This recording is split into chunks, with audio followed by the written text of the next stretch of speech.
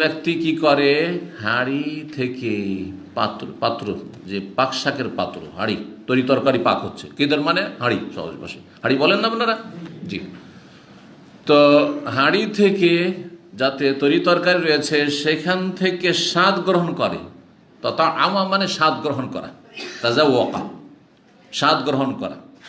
আবিশাইয়া অথবা কোনো কিছু একটু জিভাতে দিয়ে দেখে, যেটা লোনা, লবণটা হইল না, লবণ কম হলো না বেশি হলো একটু টেস্ট করা। মিষ্টি জাতীয় কিছু খাবার পাক করছে, মিষ্টিটা হয়েছে না কম আছে না বেশি হয়ে গেল দেখি একটু টেস্ট করে করে না মহিলারা সারা বছর তো করে, কিন্তু রমজানে সিয়াম অবস্থায় বা অন্য কোনো সিয়াম অবস্থায় ফরজ হোক নফল করা যাবে কি না?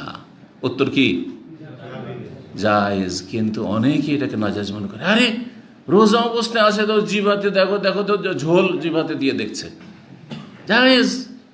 মিষ্টি সুজির সেমাই পাক করছে, মিষ্টি হইল কি হইল না দেখি জিভাতে দিয়ে, অসুবিধা নেই, জায়েজ। কিন্তু গিলবে না, কি করবে, যে থুথুটা বা মিষ্টির স্বাদটা পেল, জিভাই কিন্তু স্বাদ গ্রহণ করে, স্বাদ গ্রহণ কিন্তু পেট করে না, পেট তো শুধু খায় আর হজম করে, পাকস্থলী আছে।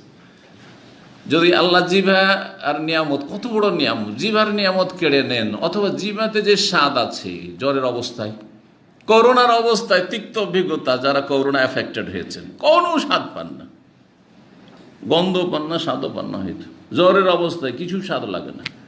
মহিলারা গর্ভধারণ অবস্থায়, পেটে বাচ্চা থাকা অবস্থায় সব পানি আর পানি, পানি আর পানি, ওই জন্য টক বেশি করে খায়, ঝাল বেশি করে খায়, দেখি একটু স্বাদ পাওয়া যায় কিনা। আল্লাহু আকবার, আল্লাহ কত বড় নিয়ামত, কত বড় নিয়ামত। ভাবি আইয়া আল্লাহ রব্বিকুম তুকাজ্জিবান, আল্লাহর কোন কোন নিয়ামতকে অস্বীকার করে, মাথা থেকে পা পর্যন্ত কিছুই যদি না থাকে, আমার কাছে টাকা নেই, পয়সা নেই, কিছু নেই, আল্লাহু আকবার, অসংখ্য নিয়ামত। জিবার নিয়ামত কেড়ে নিলে খেয়ে দিয়ে কিছুই স্বাদ পাবেন না, পেটে ঢুকাচ্ছেন কিছুই স্বাদ পাচ্ছেন না।